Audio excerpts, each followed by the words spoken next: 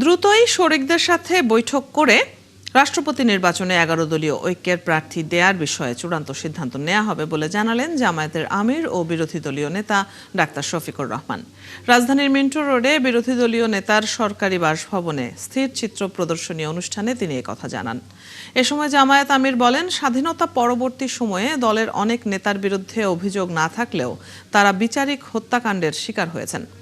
আগের চেয়ে দুর্নীতি, চাঁদাবাজি অনেক বেড়েছে বলে অভিযোগ করেন বিরোধী দলীয় নেতা।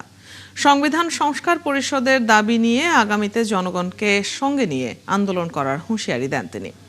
এর আগে আলোকচিত্র প্রদর্শনীতে দেখতে আসেন বিভিন্ন দেশের রাষ্ট্রদূতরা। ডাক্তার শফিকুর রহমান সহ দলটির নেতারা তাদের ঘুরে দেখান।